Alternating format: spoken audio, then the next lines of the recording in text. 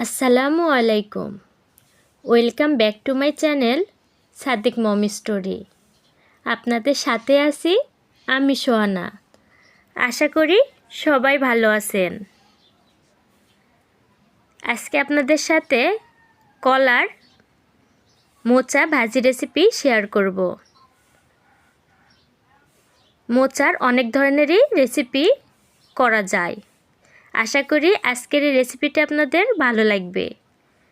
আর ভালো লাগলে অবশ্যই আমার চ্যানেলটি সাবস্ক্রাইব করবেন। কলার মোচা ভাজি করার জন্য আমি এখানে একটা টাটকা কলার মোচা নিয়ে নিয়েছি। আর কলার মোচা উপরের যে পর্দাটা সেটা তুলে ফেললে ভিতরে এরকম কচি কলার ফুল থাকে, আর এই ফুলগুলাই ভাজিতে ব্যবহার করতে হয়। আর ফুলগুলো খুব ভালো করে বেছে নিব। ফুলগুলো বাছার নিয়ম হচ্ছে ভিতরে একটা শক্ত কাঠি থাকে, সেটা ফেলে দিতে হয়।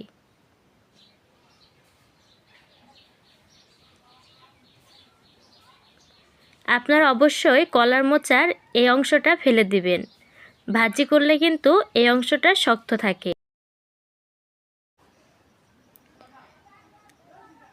আর খেতে কিন্তু ভালো লাগে না। অবশ্যই ওই অংশগুলো ফেলে দিবেন। ফেলে দিয়ে খুব ভালো করে কলার কচি ফুলগুলো বেছে নিয়েছি। এখন কুচি কুচি করে কেটে নিব।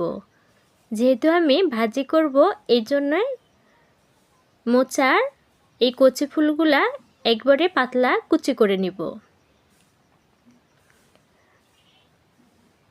আর মোচা ভাজিতে আমি আলু ও ডিম ব্যবহার করব। আলু ও ডিম দিয়ে এইভাবে মোচা ভাজি করলে স্বাদ অনেক বেশি ভালো আসে। যারা যারা ডিম দিয়ে মোচা ভাজি খাননি অবশ্যই একবার হলেও বাসায় ট্রাই করবেন। আশা করি ভালো লাগবে। আর ভালো লাগলে অবশ্যই চ্যানেলটি সাবস্ক্রাইব করবেন। লাইক কমেন্ট করতে একদমই ভুলবেন না। আর ভিডিওটি অবশ্যই শেয়ার করে দিবেন। খুব ভালো করে কুচি করে কেটে নেওয়া হয়ে গিয়েছে। কুচি করে কেটে নিয়ে ধুয়ে ফেলেছি। এখন কড়াইয়ের ভিতরে দিয়ে দিব কলার মোচা আর দিব আলু। আলুটাও কিন্তু আমি কুচি কুচি করে কেটে ধুয়ে নিয়েছি। আলু ও মোচা একসাথে সিদ্ধ করে নিতে হবে। আর সিদ্ধ করার জন্য ওর ভিতরে দিয়ে দিব পরিমাণ মতো লবণ ও হলুদ গুঁড়া। নারায়ণা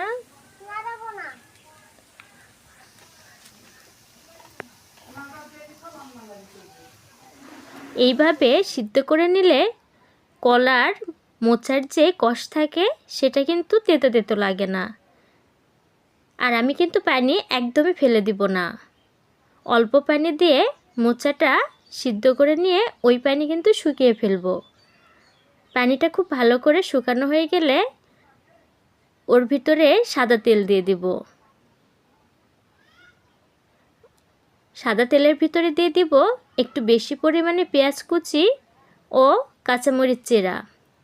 আমি এখানে বোম্বাই মরিচ ব্যবহার করেছি। আপনারা চাইলে নর্মাল কাঁচামরিচ ব্যবহার করতে পারেন। খুব ভালো করে পেঁয়াজ মরিচ ভেজে নিব।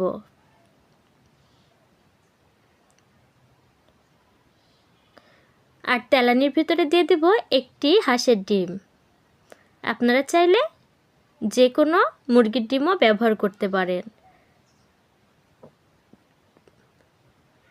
তেলানির ভিতর ডিম ভেঙে দিয়ে খুব ভালো করে নেড়েচেড়ে নিব।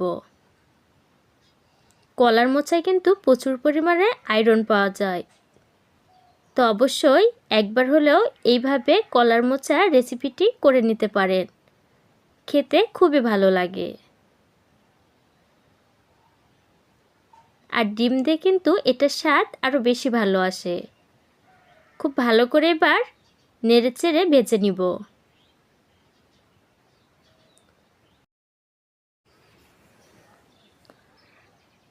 খুব ভালো করে ভাজার পরে এটা পরিবেশন করে দেওয়ার পালা।